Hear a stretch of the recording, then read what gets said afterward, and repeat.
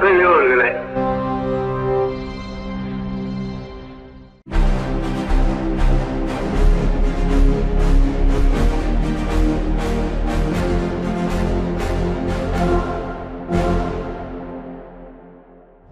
அனைவருக்கும் வணக்கம். இன்றைய விடுதலை பார்வைக்கு அன்போடு வரவேற்கிறோம். சுயமரியாதை, பகுத்தறிவு, சமூக நீதி ஆகிய கருத்துக்களுடன் வெளிவரும் உலகின் ஒரே பகுத்தறிவு நாளேடான விடுதலை இன்று வெளிவந்திருக்கிறது. இன்றைய விடுதலையில் பல்வேறு செய்திகள் இடம் பிடித்திருக்கின்றன. தேர்தலில் ஜனநாயக முறைப்படி வெற்றி பெற முடியாது என்பதை உணர்ந்த அதிமுக பிஜேபி கூட்டணி குறுக்கு வழியில் ஐடி, சிபிஐ, இடியை பயன்படுத்தி வெற்றி பெறலாம் என்ற திட்டம் பெரியார் மண்ணில் ஒருபோதும் பலிக்காது. மக்களின் பேராதரவு பெற்ற ஒப்பற்ற முதலமைச்சரின் அஞ்சா நெஞ்சத்துடன், ஆளுமை திறத்துடன் அவர்களை விரட்டி அடித்து ஓடச் செய்வோம் என்று நெஞ்சை நிமிர்த்தி சொல்கிறோம் என்று திராவிடர் கழக தலைவர் ஆசிரியர் கி. வீரமணி அவர்கள் அறிக்கை விடுத்திருக்கிறார். சபரிமலை ஐயப்பன் கோவிலில் தங்கம் திருட்டு வழக்கில் தந்திரி கண்டரு ராஜு கைது செய்யப்பட்டிருக்கிறார். கேரளாவில் உள்ள சபரிமலை ஐயப்பன் கோயில் கருவறையின் கதவுகள் மற்றும் பீடத்துடன் கூடிய 2 துவாரக பாலகர் சிலைகளுக்கு தங்க முலாம் பூசப்பட்டது. அதன் பிறகு 4.5 கிலோ தங்கம் காணாமல் போனது கண்டுபிடிக்கப்பட்டது. இது தொடர்பான வழக்கில் நீதிமன்றத்தின் மேற்பார்வையில் விசாரணை நடைபெற்று வருகிறது.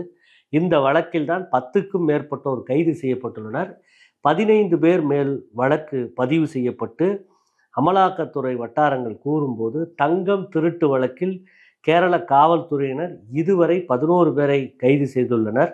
நீதிமன்ற அனுமதியுடன் காவலில் எடுத்து விசாரணை நடத்துவோம் என்று கூறியிருக்கும் இந்த வேளையில்தான் அதிரடியாக சபரிமலை கோயிலின் அர்ச்சகர் நேற்றைக்கு கைது செய்யப்பட்டிருக்கிறார். இன்றைய விடுதலை தலையங்கத்தில் வடக்கும் தெற்கும் என்ற தலைப்பில் தலையங்கம் வெளியாகியிருக்கிறது. பழைய டெல்லியின் துர்மான் கேட் பகுதியில் உள்ள பைஸ் இலாகி மசூதியை சுற்றியுள்ள கட்டடங்களை ஆக்கிரமிப்பு என்ற பெயரில் டெல்லி மாநகராட்சி நள்ளிரவில் எடுத்து தள்ளியிருக்கிறது. பைசி இலாகி மசூதி என்பது சுமார் 100 ஆண்டுகள் பழமையானது. 1940ஆம் ஆண்டு ஒப்பந்தத்தின்படி மசூதிக்கு 0.195 ஏக்கர் நிலம் மட்டுமே ஒதுக்கப்பட்டுள்ளது. அதற்கு அப்பாற்பட்ட நிலங்கள் ஆக்கிரமிப்பாகும். மசூதி நிலத்தை திருமண மண்டபமாகவோ அல்லது கிளினிக்காகவோ பயன்படுத்துவது சட்ட விரோதம் என்று மாநகராட்சி தெரிவித்துள்ளது. இது தொடர்பாக மசூதி நிர்வாகம் டெல்லி உயர் நீதிமன்றத்தில் மனுவை தாக்கல் செய்திருந்தது. மனுவை ஏற்றுக்கொண்ட இந்த நிலையில்தான் 6ஆம் தேதி அன்று நள்ளிரவில் 11 புல்டோசர்கள் மூலமாக மசூதியை இடித்து தள்ளியிருக்கிறது பாஜக தலைமையிலான டெல்லி மாநகராட்சி. நீதிமன்ற உத்தரவு இணையதளத்தில் பதிவேற்றம் செய்யப்படுவதற்கு முன்பே நள்ளிரவு இவ்வாறு நடைபெற்றிருக்கிறது. ஏன் இவ்வளவு அவசரம் என்று மசூதியின் நிர்வாகம் கேள்வி எழுப்பியிருக்கிறது. இதே போன்று பல்வேறு இடங்களில் மசூதிகள் இருக்குது என்பதை திட்டமிட்டு பாஜக அரசு புல்டோசர்கள் மூலம் இடித்து தள்ளும் வேளையில் இவையெல்லாம் வட மாநிலங்களில் சாங்கோ பாங்கமாக அன்றாடம் நடைபெற்று வருகிறது. அதே நேரத்தில் இங்கு தமிழ்நாட்டில் என்ன நடக்கிறது என்றால், அரசு நிலத்தில் எத்தனை கோயில்கள் ஆக்கிரமித்து இருக்கின்றன.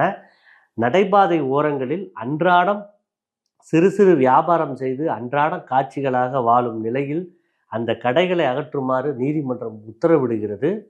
திருப்பூர் மாவட்டம் பெருமாநல்லூர் அருகே ஈட்டி வீராம்பாளையம் ஊராட்சியில் உள்ள ராச்சியாப்பட்டி அறிவொளி நகரில் ஒரு முருகன் கோயில் அத்துமீறி கட்டப்பட்டது. குன்று குமரன் என்று பெயர் வைத்து அதனை அவர்கள் உருவாக்கி இருக்கிறார்கள். அரசு இடத்தில் இலங்கை தமிழர்களுக்காக மறுவாழ்வுக்காக குடியிருப்பு கட்டுவதற்காக மாவட்ட ஆட்சியின் நிர்வாகமாக ஒதுக்கப்பட்ட இடத்தில் அத்துமீறி இவ்வாறு செயல்பட்டிருக்கிறார்கள். இதனை மாவட்ட நிர்வாகம் நீதிமன்றத்தில் அணுகி அதனை உடனடியாக அப்புறப்படுத்த வேண்டும் என்று தீர்ப்பு கிடைத்த பின்பும் அந்த பகுதியில் உள்ள இந்து முன்னணியின் தலைவர் காடேஸ்வரா சுப்பிரமணியம் தலைமையில் 38 பேர்கள் அந்த கலவரத்தில் ஈடுபட்டு ஒரு மிகப்பெரிய அசாதாரண சூழலை உருவாக்கிய நிலையில் காவல்துறையினர் பாதுகாப்பு நலன் கருதி 38 பேர்களையும் கைது செய்யும் சூழல் நேர்ந்திருக்கிறது. வட மாநிலங்களில் 100 ஆண்டுகளுக்கு மேற்பட்ட மசூதிகளை எல்லாம் இடித்து தரமட்டம் ஆக்கப்படுகின்றன. தமிழ்நாட்டிலோ உயர்நீதிமன்ற உத்தரவுப்படி அரசு நிலத்தில் அத்துமீறி கட்டப்பட்ட கோயிலை சட்டப்படி இடிக்க சென்றால் ரகளை செய்கிறார்கள். மதத்தையும் கோயிலையும் வைத்து அரசியல் நடத்துவோர் சட்டப்படி தண்டிக்கப்பட வேண்டியவர்களே என்று விடுதலை தலையங்கம் சுட்டிக்காட்டியிருக்கிறது. இப்போ பேசின விடுதலை தலையங்கத்தை ஒட்டி சில தினங்களாக பல்வேறு காணொளிகள் சிறு சிறு குறு வடிவத்தில் துண்டிக்கப்பட்ட காணொளிகளாக சமூக வலைதளங்களில் தொடர்ந்து பரவ செய்து கொண்டிருக்கின்றன.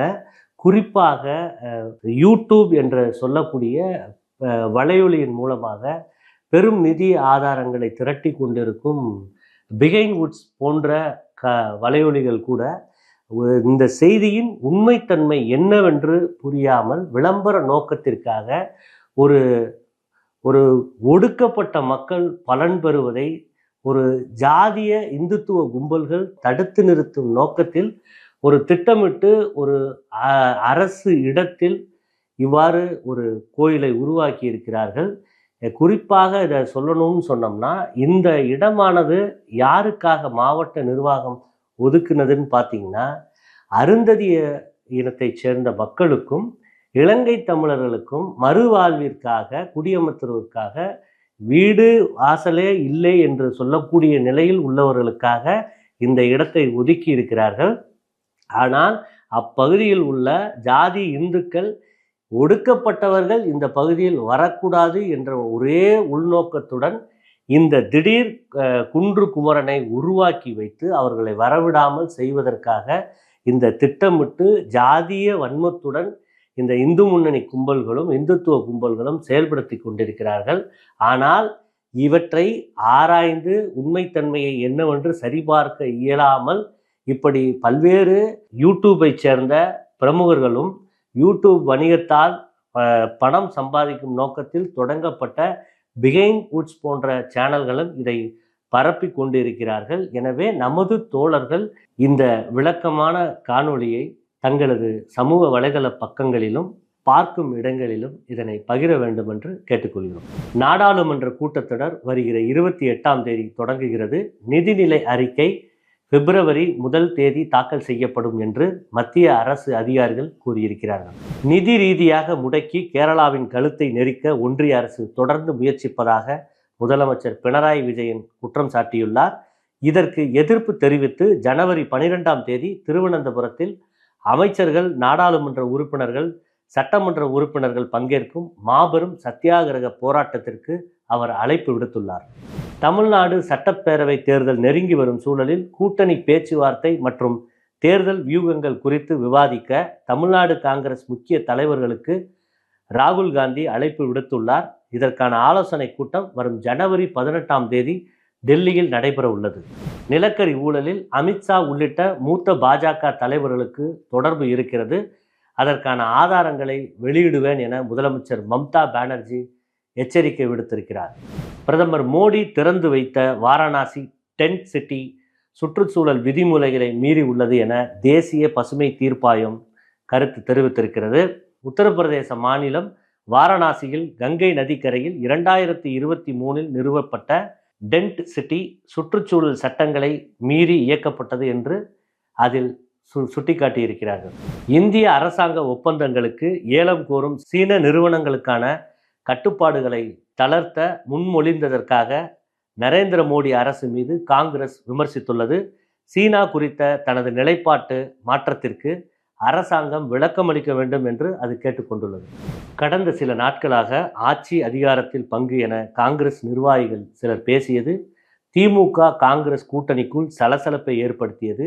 இந்நிலையில் கூட்டணி குறித்து பொது வழியில் எவரும் பேச வேண்டாம் என காங்கிரசின் மாநில தலைவர் செல்வ பெருந்தகை அறிவுறுத்தியுள்ளார்.